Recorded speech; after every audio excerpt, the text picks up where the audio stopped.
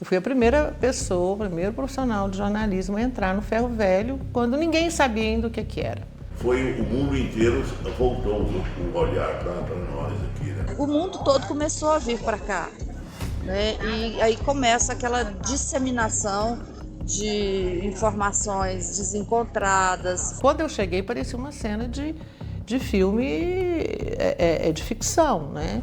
Todo mundo já paramentado com as roupas da Quinem, os técnicos da Quinem, de macacão, de máscara. Parecia filme de ficção científica. Bota as roupas, entra naqueles lugares fechados, bolhas, ninguém pode falar com ninguém, e luvas, e casacos, macacões, e coisa na cabeça.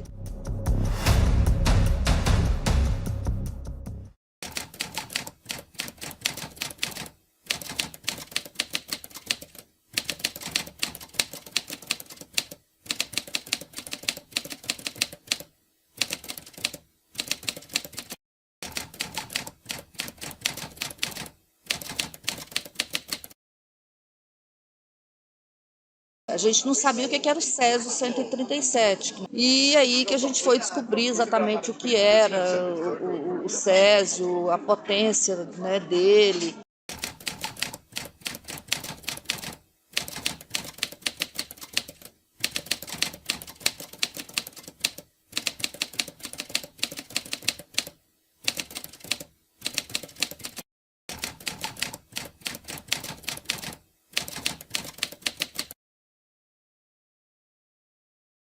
Mas aí você está ali, junto, vendo o sofrimento, a mãe da Dona Lu desesperada o tempo inteiro. E ela ficava sempre reclamando porque que foi dar o pão para a menina, mas não sabia, coitada. Então a gente acabava se envolvendo emocionalmente com a história, com a vida deles ali, né? Antes do César, eu era uma recém-formada, né? Uma profissional que tinha saído da faculdade há 2 anos, formada, né? Porque eu comecei a atuar no mercado muito antes, como estagiária. E eu tinha um encantamento com a profissão. O meu grande desafio foi debutar numa tragédia, né? Assim, foi a primeira notícia, fato polêmico, doloroso, triste, trágico, que eu enfrentei como profissional e muito jovem ainda, né? Então, foi um desafio enorme, até porque eu fui a primeira pessoa a lidar com o problema, a descobrir o problema. E foi também acidentalmente. Antes do Césio, eu era uma jornalista em princípio de carreira. Eu me formei na UFG em janeiro de 1984 e já estava trabalhando como repórter na TV Brasil Central naquele 1987, quando aconteceu o acidente com o Césio 137. Então, uma profissional, né, buscando se profissionalizar, buscando um espaço para atuar, né? Eu sou Jackson Abrão, jornalista dos mais antigos, né? Esse ano eu estou completando 60 anos no grupo Jaime Câmara. Eu era assistente de cinegrafista na época, quando aconteceu o acidente. E foi em setembro, né, que aconteceu. Eu fiquei como assistente uns 2 meses, aí a minha equipe foi contratada por outra emissora, que no caso a Rede Globo, e eu assumi o lugar como cinegrafista. Aí eu fiquei na cobertura do Césio. Eu tinha ido fazer cobertura de uma outra notícia, ouvi o secretário de saúde sobre um outro problema, sobre um problema que estava tendo de falta de vacinas na época. E ao chegar para fazer a entrevista, eu percebi que ele estava super nervoso, ele disse que não ia dar entrevista sobre o problema da falta de vacina, porque ele estava lidando com um problema muito mais forte, muito mais sério, que ele nem sabia o que era. E aí eu fui atrás falei para ele, ó, o que está acontecendo? Eu percebi que estava acontecendo alguma coisa grave, fiquei insistindo, e ele me deu por cima o que estava acontecendo e eu fui atrás. Então, eu fui a primeira pessoa, o primeiro profissional de jornalismo a entrar no ferro velho quando ninguém sabia ainda o que era. Se eu sonhasse o que era, e ele também, secretário, se ele imaginasse a gravidade, ele jamais teria me dado o endereço e me deixado eu ir lá sem nenhum acompanhamento, né? Ninguém sabia que era o Césio. A suspeita é que tinha um vazamento de gás, alguma coisa que estava gerando problema, mas ninguém sonhava, né? Acho que 99% das pessoas nunca tinham ouvido falar em Césio, né? 137. Eu cheguei no Ferro Velho, peguei uma situação de risco, não só para a minha pessoa, mas também para o cinegrafista, o motorista, porque na época a gente tinha, a equipe de televisão, ela tinha o motorista, o auxiliar de cinegrafia, o cinegrafista e o repórter. Nós éramos 4 pessoas e os 4 entraram. Então, assim, a gente entrou num campo, uma área totalmente contaminada, né? Então, eu falo que eu sempre fui muito espiritualista, então, assim, decididamente eu entrei ali, não era para eu me contaminar, nem meus colegas de trabalho, mas, assim, entrevistei o Devair, a Maria Gabriela, a Leide, ficou perto de mim o tempo todo, a gente filmando a Leide, e a minha sorte maior é que o Devair estendeu a mão para me cumprimentar, eu estendi a mão para cumprimentá-lo, e ele tirou a mão, porque ele estava com a mão toda queimada já pelo Césio, uma ferida enorme. E ele falou, não vou nem pegar na sua mão, que está doendo muito. E a Maria Gabriela, por questão até de timidez, ela estava já muito assustada, ela também não me cumprimentou, não pegou na minha mão, não chegou muito perto. E a Leide ficou o tempo todo atrás da tia, né? Não se aproximou muito de mim. Mas se eu pego nessa criança, se eu toco nessa criança, no Devair ou nela, eu seria uma vítima, eu estaria contaminada. E a gente fez a matéria, isso era 4, 5 horas da tarde, às 7 da noite a matéria estava sendo veiculada. Aí como é que eu fiz? Eu disse de toda a suspeita, que estava chegando uma equipe de fora, que a Secretaria de Saúde estava aguardando a vinda de uma equipe, né, de físicos da Comissão Nacional de Energia Nuclear para avaliar, que a UFG também estava acompanhando de perto, né? E alguém teve a ideia de chamar esse físico da universidade, que é o Walter, e aí o Walter levou um contador Geiger e o Walter, portanto, foi a primeira pessoa a descobrir, porque ele levou o equipamento lá na vigilância sanitária, que era onde a Gabriela tinha levado o saco de linhagem com a peça, né? E lá ele, a hora que ele chegou com o contador Geiger, ele disparou, né? Ele girou, foi do máximo da potência. E aí ele viu, é um equipamento radioativo. Aí fui lá na vigilância sanitária, nós mostramos a cápsula, a peça, né, toda, não a cápsula, mas a peça, todo o cilindro todo que foi levado lá para a vigilância sanitária, a alguns quilômetros lá do Ferro Velho, e entramos no pátio, filmamos, e aí o meu cinegrafista ainda falou para mim assim, fica mais perto lá para você mostrar a peça toda, que ela era uma peça desse tamanho, com todo o aço ao redor, né, o metal, porque a cápsula mesmo é uma coisa pequena, mas ela tinha sido já rompida, né? E aí eu falei, não vou chegar lá perto não, sei lá o que é isso, assim, não precisa não, vamos fazer daqui mesmo. Então eu fiquei na porta da vigilância e mostrei a peça, falei, aquela peça ali é que está sendo investigada. Aí só quando a partir da chegada do Dr. Rosenthal, que foi no dia seguinte, aí ele exigia a roupa, né? Máscara, luva, touca, tudo. Todo dia a gente fazia a ronda nesses lugares, claro, nos lugares à distância permitida, né? Ninguém sabia de nada muito na época, né? Nem polícia, nem nada. Você chegava na 57 ali, eles fecharam, tem um mercado, eles fecharam ali com tapume, mas se a gente quiser a gente entrava. Só que não... Aí a gente já sabia um pouco da gravidade, né, do negócio e não entrava. Respeitava o limite imposto, né? Porque a gente só estava vendo que o negócio só estava piorando, né? O problema é que muitas áreas foram descobertas depois que havia contaminação também, né? Porque não era só no Ferro Velho, nem só na vigilância sanitária, onde moravam os catadores, né?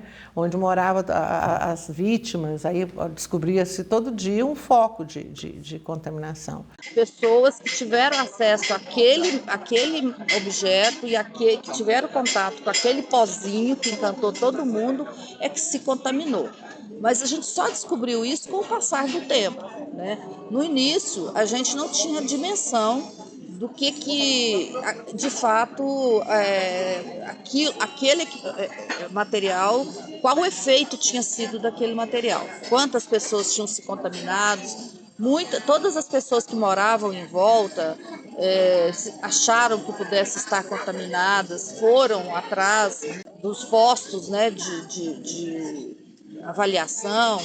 Saiu na televisão que a gente abriu, morava no 6º andar, já estava o movimento todinho lá na porta lá da casa do Devair, que era bem de frente.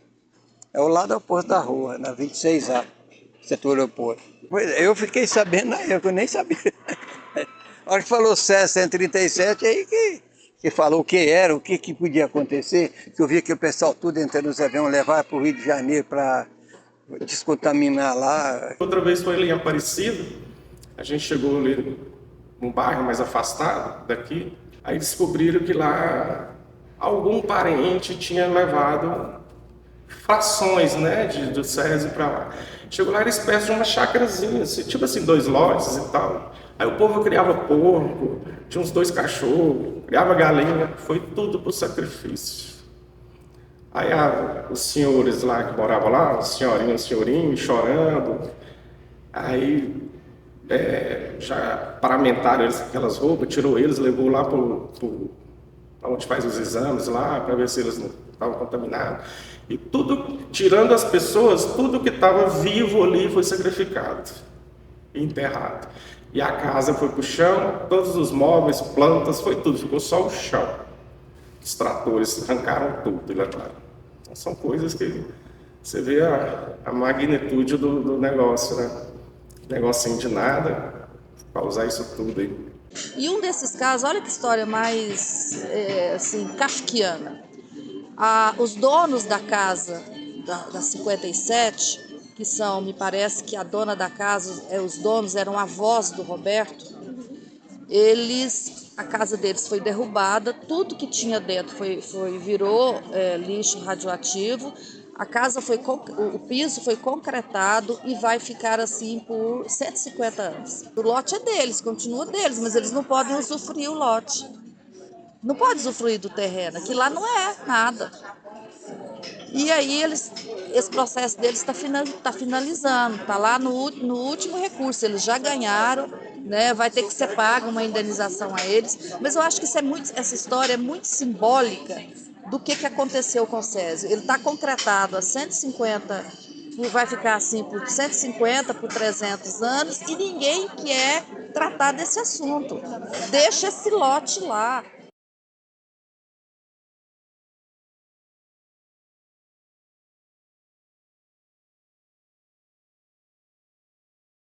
Eu lembro de, assim, para a gente conseguir uma imagem lá no jornalismo, né? Você tem que ir atrás.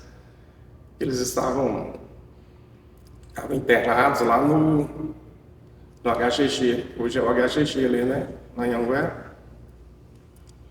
E precisavam fazer uma imagem deles no quarto de qualquer jeito lá. Aí eles estavam do lado é uma ruinha no fundo, e lá o HGG tem um suporte, parece um barracão pregado nele, onde eles colocam os cilindros de gás ali, sabe? Ele é bem alto. E eu subi lá naquele negócio, um domingo, lembro direitinho, um domingo cedinho, subi naquilo lá para ver o que pegava, né? Meu cinegrafista ficou longe, subiu num caminhão longe, assim, para ver se via lá dentro do quarto, porque o quarto não podia ser fechado, as janelas têm que ficar todas abertas. E eu subi para levar um microfone mais próximo, né, para ver se pegava algum barulho de alguma pessoa. Porque o repórter ficou chamando lá na janela, né, até alguém aparecer, e apareceu. Apareceu um médico, deu uma bronca na gente. Mas ninguém estava invadindo nada. Só estava tentando pegar, estava do lado de fora, assim, só eu que subi nesse lugar. Assim. Era muito tempo dedicado à cobertura, né? Porque aquilo, vamos dizer assim, dominava o cenário do jornalismo, né? Seja jornal, seja rádio, seja televisão, todo mundo, né? Em termos vamos dizer assim, de polarização, né, da gente com o fato, né? Não é polarização política, né? Não é, foi algo assim indescritível, né? Aí eu fiz o exame, ele fez um exame de contador comigo, né, de radioatividade, que mede a radioatividade, né, porque quando você tem uma exposição radiológica, você fica irradiando aquilo, né? Então ele fez um exame e o meu não deu nada, nem o meu, nem do cinegrafista, nem do auxiliar. Aí, como eu fiquei como cinegrafista, aí eu fui escolhido, selecionado, não sei, porque foi uma exigência da QNEM, ou CENEM, que eles montaram a base lá na 57, a rua 57 era a base deles, tudo era ali. E eles pegaram e falou para o pessoal aqui da emissora, eu preciso de uma pessoa para ficar indo lá no depósito, porque sempre tinha que ir lá filmar aquele negócio tudo. Eu preciso de uma pessoa, e eu fui o escolhido para ir lá, para fazer imagem, lá no depósito radioativo em Abadia. Até então, os containers estavam todos expostos, né? De longe você via uma cidade amarela, assim, de longe você via só containers. E a radiação estava ali. Aí foi aonde, fora isso, outras vezes a gente já usava EPIs, que eu falei para você que era mais para frente. Então lá eu fui tudo paramentado, mas antes de chegar no depósito, eu tinha que ir para 57, que eles montaram uma espécie de laboratório lá. O que era? Era uma sala toda revestida de chumbo, tinha uma maca também de chumbo, fria, o ar-condicionado bem... E aquela maca, aquela sala ia registrar por um período o nível de radioatividade que você tinha. Aí você chegava lá, ficava deitado 40 minutos, eu saía daqui da TV e ia lá para 57, quando ia fazer imagem lá. Quando a Globo queria determinada imagem, porque aquelas estão velhas, a gente precisa de outras. Aí vai lá e eu fazia. Aí passava lá, ficava uns 40 minutos deitado, a porta trancada, no escuro, aquele gelo. Saía, me colocava dentro de um carro deles, me levava lá no depósito, aí me paramentava todinho, com a bota, com aquele macacão, com um dosímetro, eram 2 dosímetros, era uma caneta e um outro dosímetro lá, eu não me lembro de jeito que era. E ia um físico com a gente, comigo, aliás, só eu e ele ia com aquele aparelho, eu esqueço o nome daquele aparelho, e ele medindo, né? Aí ele emite um som. Aí ele ficava pip, pip, pip, pip. Aí, não, aqui pode ir. Aí virava, isso no meio dos contêineres, andando no meio daquela cidade amarela. Aí ficava, pé, opa, aqui não. Isso é assim, coisa de 10 minutos, a gente ficava lá, não podia ficar mais.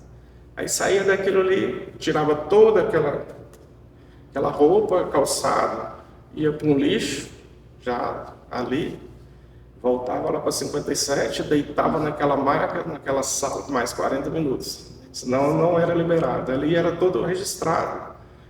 E eles devem ter isso, essas fichas aí. Eu nunca fui atrás para saber, nem nada, não. Mas eles devem ter. Aqui nem deve ter isso arquivado.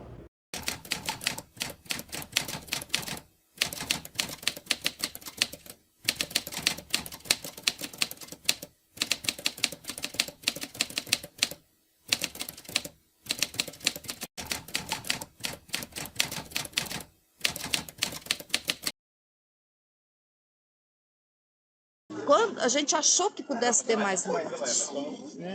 Então foram 4. Naquele momento, aquilo obviamente chocou muito, porque houve mortes, né? Assim, quando tem mortes, eleva a gravidade daquele acidente. O mundo todo começou a vir para cá, né? E aí começa aquela disseminação de informações desencontradas, desinformação, coisas que não faziam sentido, né? Porque aí um conta para o outro e outro conta para o outro. E na época não tinha rede social, né? Então, assim, cabia exclusivamente aos jornalistas fazer a triagem da informação. E muitas vezes, exatamente porque a gente também não tinha conhecimento daquilo, a gente próprio embarcava em coisas que não eram corretas. Então, a gente também, de alguma forma, contribuiu para a desinformação. É claro que isso depois era corrigido, né? Mas e não espalhava como se espalha hoje nas redes. Mas houve muita divulgação, de muito sensacionalismo, né? Muito mesmo, e as pessoas começaram a achar que a cidade inteira estava contaminada, que todo mundo pudesse estar contaminado, né? Então foi um momento assim muito de susto, né? Susto para quem vivia na cidade, susto para as vítimas, para os familiares delas, para quem estava efetivamente doente e quem estava naquele entorno ali, porque ninguém sabia ao certo. O pior de tudo numa tragédia, né, além dos fatos diretos ligados a ela, é a desinformação, né? Então, eu acho que isso foi muito forte naquela época. Quando ela foi despedir, tem uma cena que que a Maria Gabriela entra no avião do estado para ir para o Rio de Janeiro, quando ela foi receber o tratamento, que ela faz um tchau, ela faz tchau para mim, porque eu falo para ela, até a volta, tal, ela faz tchau para mim. E eu fiquei lembrando daquela cena e lembrando da Leide entrando, assim, com aquele jeitinho, e voltaram dentro de um caixão, né? E aquilo foi muito ruim. Eu estava fazendo a matéria, né, do enterro, eu entrei ao vivo no jornal sobre o enterro e aquilo mexeu muito comigo, né? Muito mesmo. Eu fiquei extremamente. E daí essa foi talvez a situação mais impactante. Outra coisa que marcou foram 2 momentos. Quando chegaram os corpos da Leide, da tia Maria Gabriela e dos 2 catadores, quando eles chegaram no avião da FAB, a gente estava no aeroporto, né? Lá dentro, quando a gente entrou pelo hangar do estado, ali você tem acesso à pista. Até então eles deixavam. Tirando aqueles caixões enormes lá de dentro, né? Todo revestido, feito de concreto, revestido de chumbo, aquela coisa toda que vocês já sabem. E muito grande. Aquilo ali marcou. Aí você fica, o negócio é sério mesmo, né? É sério. Outra coisa, perguntando as coisas que marcaram. Foi para enterrar esses corpos. Estava no meio daquela bagaceira lá. Estava lá. Foi no cemitério Parque. À época, não vou dizer nome, de forma alguma, tinha um político. Eu não sei se ele era vereador na época, ou se ele era candidato. Ele envolveu toda a população daquela região para impedir que os corpos fossem enterrados. Diz que a água ia contaminar a água de toda a região, todo mundo ia morrer, aquele negócio todo, essas coisas que ia contaminar, e todo mundo ia morrer, mobilizou a população para não aceitar. Subiram naquele morro, quando a gente chegou lá, a gente sempre acompanhando os caixões, né? E a polícia também, fazendo aquela proteção, mas eram poucos. Foi o que encontrou lá, né? E quando a gente viu, foi recebido com pedra, eles arrancaram as cruzes lá das sepulturas lá, o que tinha na frente, jogaram em cima dos caixões e tudo, e claro, pegou na gente, eu levei umas nas costas, nas pernas, na sorte que não foi na cabeça. Mas aí o negócio foram sepultados, mesmo com aqueles protestos todos, então é uma cena que eu não esqueço nunca. Foi um ato de ignorância, né? Mas também como culpar essas pessoas que foram lá apedrejar, porque elas estavam em pânico. E o nível de informação a gente tem que entender, que no jornalismo a gente tem que entender isso. Cada um tem um nível de informação e de cultural para lidar com aquela informação. Então, digerir a informação, ela não é também uniforme, né? Assimilar essa informação não vem de uma forma para mim, para você. E quanto mais humilde a pessoa, humilde que eu falo, sem acesso a uma instrução maior, um preparo cultural maior, mais as pessoas ficavam assustadas, né? Então, isso também influenciava. Então, essas pessoas foram muito conduzidas àquele gesto, mas foi muito deprimente. E a família da Leide, a família da Maria Gabriela chorando, aquele desespero, que já perderam um ente querido, né? Perdeu uma filha, uma menininha, uma criança, todos sofrendo com aquele momento, ainda vendo o caixão ser apedrejado, sabe? E aí o povo estava preocupado, com medo, vai um político lá completamente irresponsável, fala, vai contaminar, pega o senso comum, pega a desinformação e usa a desinformação para atacar as pessoas que estavam mortas, jogar cruz de concreto no caixão de chumbo, sabe? Era um caixão de chumbo enorme. Você não tinha como aquilo ali sair, né? Então, assim, ali dentro, a mãe da Leide estava lá, a família da Gabriela estava lá, e eles jogando cruz no caixão. Assim, é uma coisa impensável. Além de tudo, eu comecei a acompanhar o tempo todo as vítimas, né? Então, são pessoas que eu acompanhei durante toda a minha carreira dentro da televisão, porque direto a gente estava fazendo matéria com eles, sobre as dificuldades que eles tiveram.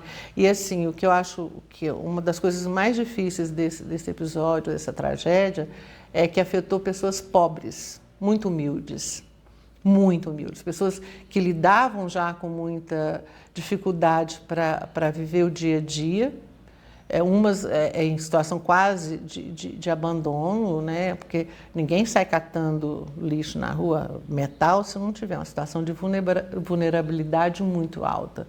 Então, eles sofreram muito e não tinham uma proteção, né? Não tinha uma estrutura. Então, sofreram demais. Então, assim, uma coisa... Eu, por exemplo, sofri, mas eu tinha um plano de saúde, eu tinha médicos à minha disposição, eu era uma personagem da imprensa, né, uma pessoa conhecida, valorizada. Então, eu não tive nenhuma dificuldade de ter acesso a médicos e atendimento. Eu fiz terapia, porque eu podia pagar, fiz terapia. Eu acho que... Não, nesse caso, eu acho que a gente não escolhe, assim, eu quero fazer isso, eu vou fazer isso. Não. É tipo, aquela velha frase, né? Pegar ou largar, então. Eu acho que não teria como escolher fazer diferente, não. Até pelo que a gente tinha na época de equipamento, era bem mais precário, a gente não tinha internet, não tinha telefone, né? Então, eu acho que a gente fez falando de TV, a gente fez uma excelente cobertura na época, tanto é que isso foi o mundo afora aí, né? Se fosse hoje, eu seguramente não entraria naquele ferro velho. Eu ficaria do lado de fora. Eu me arrependo? Não, porque eu não tive a consequência, né? Mas seguramente eu não entraria, sem saber onde estava pisando, literalmente. Né? Então, não é um arrependimento, mas eu seguramente não faria. Mas como eu não tive a consequência, eu não fui contaminada, eu tive uma consequência muito menor do que as outras tiveram, eu só sou muito grata a Deus, muito. Eu sou muito espiritualista, não sei como é que a lei divina existe, mas ela existe. Né? Existe algo maior do que a gente, com certeza. Se o nome que eu dou é Deus, mas outros dão um nome é outra coisa. Mas energia maior, seja o que for, isso me protegeu. Então, eu sou muito grata por essa proteção, porque eu poderia não ter saído daquela situação. Então, eu fui muito protegida, então não me arrependo. O acidente do Césio é exclusivo das vítimas. Só elas vivem essa memória. E essa memória está ou no corpo delas, ou nas dores delas, ou nas histórias que elas carregam dos seus pais, dos seus avós, de seus tios, né? É uma história que parece que não é de Goiânia, é uma história que parece que é só do Devair, vamos esquecer que a gente viveu isso. É triste, muito triste.